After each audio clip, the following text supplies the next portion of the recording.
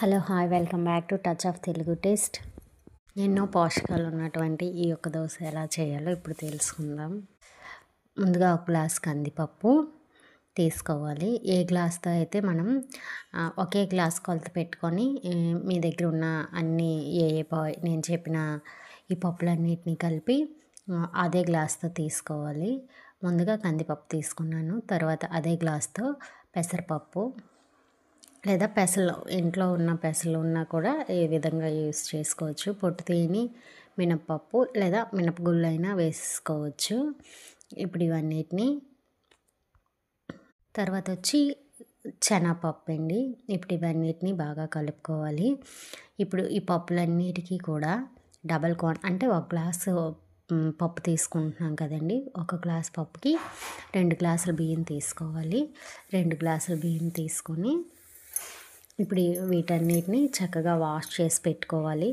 Wash చేసి పెట్టి 2 గ్లాసుల బియ్యం తీసుకున్నాను. బియ్యం తీసుకొని నాకు అది సరిపోలేదండి గిన్నె. సో ఇంకో గిన్నెలోనికి మార్చి బాగా కలిపి వాష్ చేసి పక్కన పెట్టుకున్న తర్వాత ఒక రోజంతా ఓవర్ నైట్ నానబెట్టేసాను. వాటిని ఓవర్ నైట్ నానబెట్టి తర్వాత చూపిస్తున్నాను. వీటిని కూడా మళ్ళీ మనం కలుపుకోవాలండి. చక్కగా కలిపి నీట్గా మళ్ళీ కడుక్కోవాలి. మళ్ళీ కడిగి వాష్ చేసుకున్న తర్వాత మనం మిక్సీ జార్లో వేసుకోవాలి. మిక్సీలో వేసుకునేటప్పుడు అల్లం, పచ్చిమిర్చి, తర్వాత జీలకర్ర వేసుకుంటే మంచి టేస్ట్ వస్తుంది. సో ఇప్పుడు నేను చెప్పిన ఈ కొలతలతో మీరు ఈ దోశని ఈజీగా ఇంట్లోనే చేసుకోవచ్చు. ఇది చాలా శక్తిని ఇస్తుంది.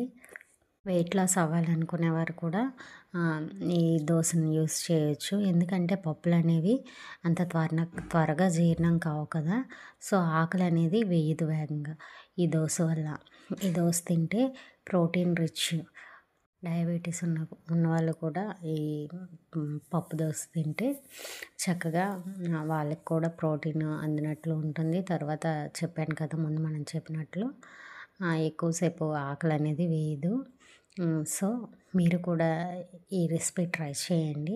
పప్పుల్లో ఉన్న న్యూట్రియంట్స్ వల్ల కొలెస్ట్రాల్ కంట్రోల్లో ఉంటుంది. హార్ట్ హెల్త్కి కూడా ఈ పప్పు దోశ అనేది చాలా మంచిది. పప్పుల్లో ఫైబర్ కంటెంట్ ఉండడం వలన ఇది చాలా బాగా యూజ్ అవుతుంది అందరికీ కూడా. అన్ని ఏజ్ గ్రూప్ వాళ్ళు కూడా ఇది తినొచ్చు. చిన్నపిల్లలకైతే ఇంకా ప్రోటీన్ రిచ్ ఫుడ్. ఒకసారి మీరు ట్రై చేయండి. 1-2 అవర్స్ నానబెట్టాలి. అంటే 1-2 అవర్స్ పక్కన పెట్టుకోవాలి రుబ్బిన తర్వాత. ఇంకా ఎక్కువసేపు అయితే దాన్ని ఎక్కువ ఫెర్మెంటేషన్ అవుతుంది. సో మీకు ఎక్కువ ఫెర్మెంటేషన్ నచ్చితే కంపల్సరీగా ఓవర్ నైట్ నానబెట్టుకోవాలి. లేదా మీకు ఎక్కువ ఫెర్మెంటేషన్ అవసరం లేదు అనుకుంటే చలికాలం కాబట్టి వేగంగా అది లేట్గా ఫెర్మెంటేషన్ అవుతుంది. సో అది అయిపోయిన తర్వాత ఐరన్ తవ ఉంటే అది హీట్ చేసుకొని చక్కగా దీన్ని టర్న్ చేసుకుంటే ఈ ప్రోటీన్ రిచ్ హెల్దీ దోశ అనేది రెడీ అయిపోయినట్లే. పప్పు దోశ అనేది ఎనర్జీ లెవెల్స్ ఇంక్రీజ్ అవ్వడానికి కూడా ఉపయోగపడుతుంది. పెసరపప్పు. ఇలాంటి వీడియో కనుక మీకు నచ్చినట్లయితే తప్పకుండా లైక్ చేయండి, షేర్ చేయండి, కామెంట్ చేయండి. Thank you for watching. ఇలాంటి హెల్తీ రెసిపీస్ కోసం మన ఛానల్ని సబ్స్క్రైబ్ చేయండి. ఇమ్యూనిటీ బూస్టర్ దోశ అని కూడా చెప్పచ్చు. ఐరన్, జింకు ఉంటాయి మినప్పప్పులో. సో ఈ దోశ మీరు తప్పకుండా ట్రై చేసి కామెంట్ చేయండి.